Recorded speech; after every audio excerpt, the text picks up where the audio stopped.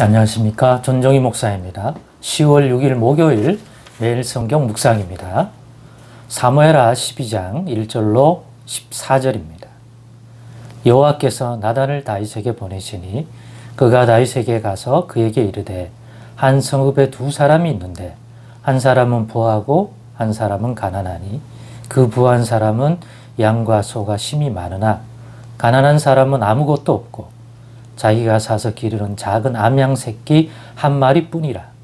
그 암양 새끼는 그와 그의 자식과 함께 자라며 그가 먹는 것을 먹으며 그의 잔으로 마시며 그의 품에 누움으로 그에게는 딸처럼 되었거늘 어떤 행인이 그 부자에게 오매 부자가 자기에게 온 행인을 위하여 자기의 양과 소를 아껴 잡지 아니하고 가난한 사람의 양 새끼를 빼앗아다가 자기에게 온 사람을 위하여 잡았나이다 하니 다윗이 그 사람으로 말미암아 노하여 나단에게 이르되 여호와의 살아계심을 두고 맹세하노니 이 일을 행한 그 사람은 마땅히 죽을 자라.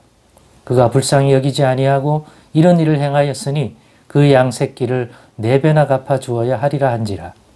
나단이 다윗에게 이르되 당신이 그 사람이라. 이스라엘의 하나님 여호와께서 이와 같이 이르시기를 내가 너를 이스라엘 왕으로 기름 붓기 위하여 너를 사울의 손에서 구원하고 너의 주인의 집을 너에게 주고 너의 주인의 아내들을 너의 품에 두고 이스라엘과 유다 족속을 너에게 맡겼느니라. 만일 그것이 부족하였을 것 같으면 내가 너에게 이것저것을 더 주었으리라. 그러한데 어찌하여 너가 여호와의 말씀을 업신여기고 나 보기에 악을 행하였느냐.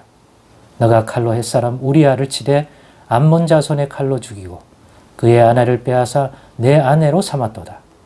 이제 너가 나를 업신여기고 햇사람 우리아의 아내를 빼앗아 너의 아내로 삼았은즉 칼이 너의 집에서 영원토록 떠나지 아니하리라 하셨고 여호와께서 또 이와 같이 이르시기를 보라 내가 너와 너희 집에 재앙을 일으키고 내가 너의 눈앞에서 내 아내를 빼앗아 내 이웃들에게 주리니 그 사람들이 내 아내들과 더불어 백주에 동침하리라. 너는 은밀히 행하였으나 나는 온 이스라엘 앞에서 백주의 이 일을 행하리라 하셨나이다 하니 다윗이 나단에게 이르되 내가 여호와께 죄를 범하였노라 하며 나단이 다윗에게 말하되 여호와께서도 당신의 죄를 사하셨나니 당신이 죽지 아니하려니와 이 일로 말미암아 여호와의 원수가 크게 비방할 거리를 얻게 하였으니 당신이 낳은 아이가 반드시 죽으리이다 하고. 네, 오늘은 다윗이라고 예외 없다.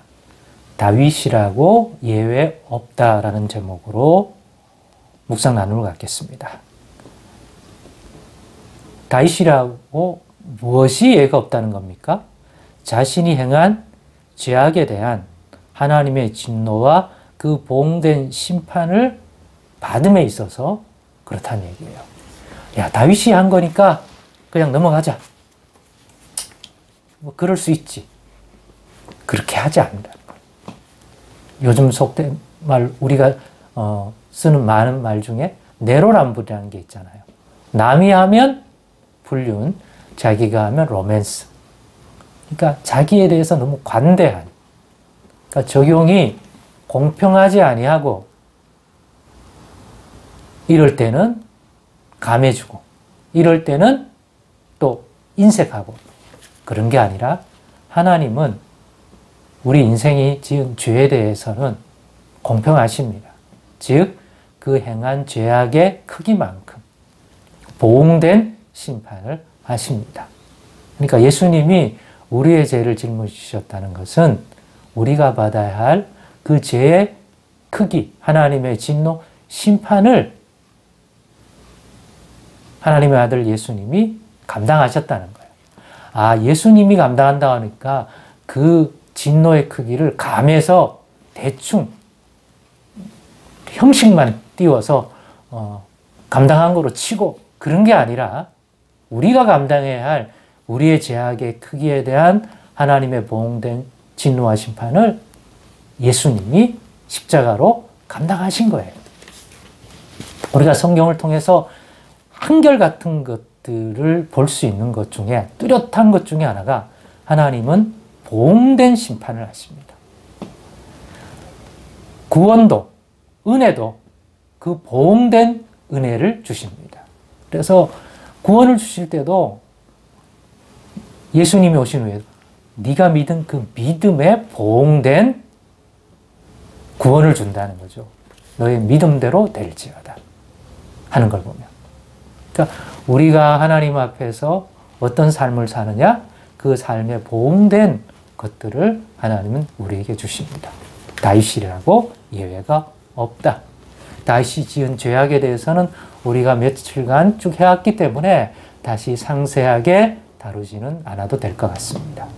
다윗이 깨닫지 못하고 있으니까 자신의 죄악이 얼마나 치졸하고 정말 악질적인 것인지 모를 때 나단 선지자를 통해서 마치 제3자의 문제를 비유해서 선지자가 알려주듯이 나단 선지자가 어떤 예시를 들었습니다. 그랬더니 다윗이 진노하면서 그런 인간이 다 있냐고.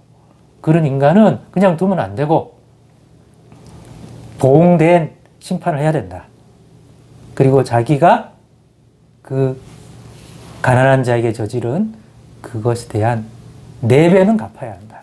그랬더니 나단 선지자가 정색하고 당신이 그 사람이라. 아마 다윗은 깜짝 놀라고 정말 하늘이 무너져 내린 것 같았을 거예요. 그 순간 알았을 거예요. 아, 하나님이 다 알고 계시구나.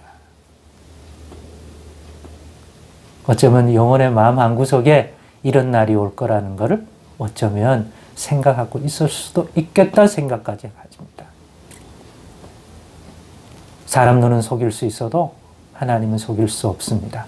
마치 영적으로 안 좋고 강박하면 하나님도 속인 것 같고 하나님도 모르는 것 같고 그런 감각이 묻어지니까 두려움 없이 행하게 되고 이런 예와 또는 예를 들으니까 그게 자기가 아니라고 남의 문제, 타인의 문제라고 생각했지만 일깨워주니까 깨어나는 거죠. 자기가 여호와 앞에 범죄했다고 합니다. 깨달았냐? 그러면 됐다가 아닙니다. 하나님께서는 물론 이런 과정 자체가 깨닫게 해주고 선지자를 보내서 하나님의 뜻을 전달하고 이 과정이 사실은 치유하는 과정이요. 또 그 죄를 씻길 수 있도록 이끌어주는 하나님의 은혜 가운데 있는 거지만 오늘은 그런 점보다는 다윗도 예외 없다.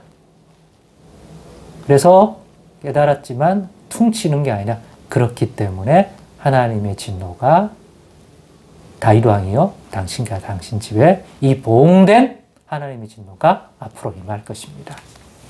그러나 당신을 죽이지는 아니할 것이다.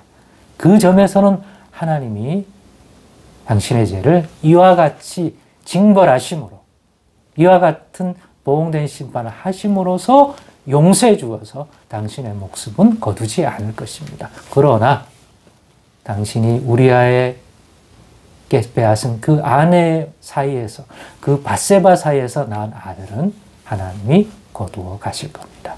그거는 감당하십시오. 여러분, 예외 없습니다. 하나님 반드시 그 보응된 진노를 어떤 형태로든지 그 죄에 보응된 하나님이 가진 것들을 드러내셔서 그것을 행하십니다.